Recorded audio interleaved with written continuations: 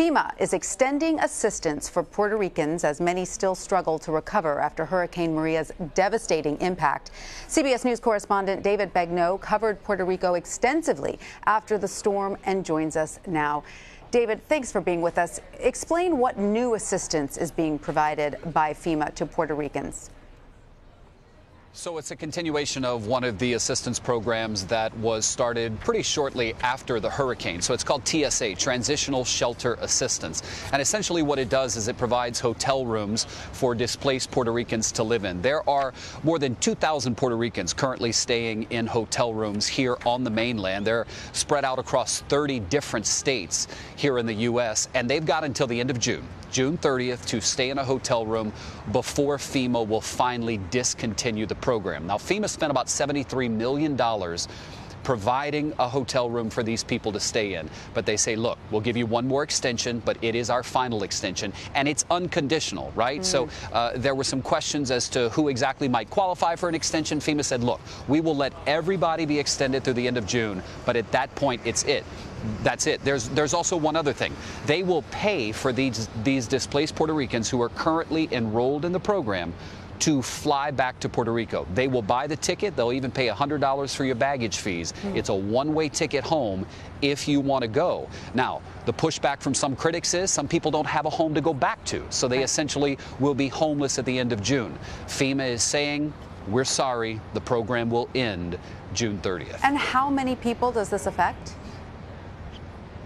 So you've got roughly 10,000 that have taken part in the program since it was started. Roughly 2,300 are still staying in hotel rooms today as part of TSA. All right, so end of June. So what more can you tell us about the kind of transitional shelter they have?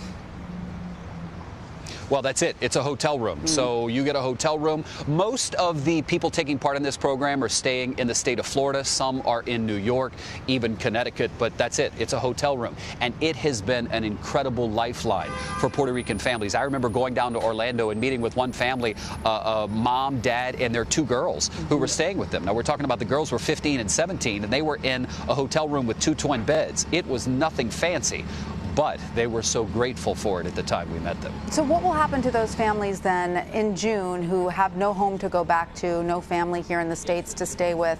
Will they literally be out on the streets?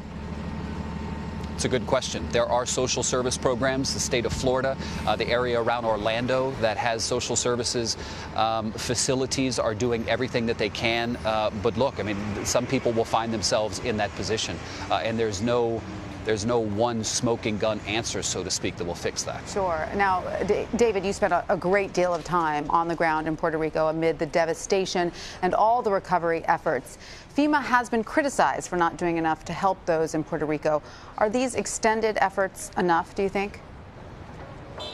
Well, look, the governor asked for an unconditional extension. They are granting the governor's request. Look, it's always easy to beat up on FEMA and the federal government, but FEMA says they've done everything that they can. There are little nuanced things, like you can't activate TSA until the governor requests it. So early on in the program, there was some pushback as to why it took the governor so long to simply make the request to FEMA. Right. Well, the context is there are only about 20 hotels on the island of Puerto Rico. So you couldn't put all 10,000 people into those hotels because you needed the hotels for first responders, the military, and other people who were rushing there to help. So it's a long, convoluted answer, but the bottom line is FEMA has said we've done the best we could based on the money and the requests that were coming into us. And looking at the recovery efforts there in Puerto Rico, how many customers now have electricity 8 months after Hurricane Maria?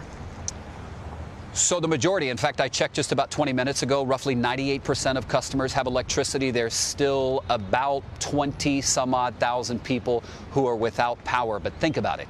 They've been without it for 8 months. OK, so it sounds impressive.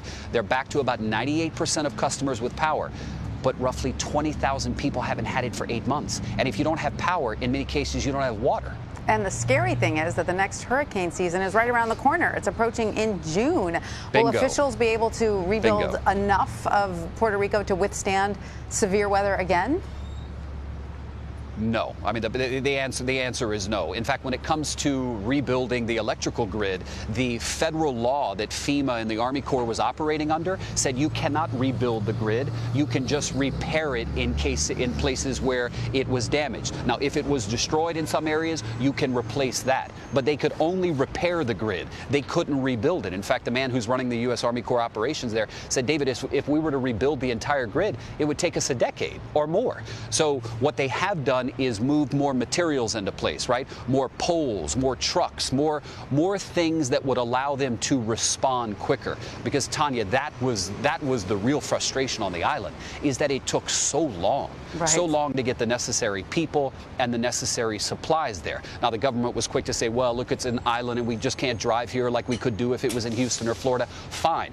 But that answer was not enough for the people who were affected. So that's what they've done. They've put more things in place, or so they've told us, to house them just in case there's another hurricane that hits Puerto Rico. And allow me a moment of commentary, if you will. But let's hope no storm, not even a tropical storm, hits Puerto Rico this season. Absolutely. We will all be hoping for that. David Begnaud, thank you.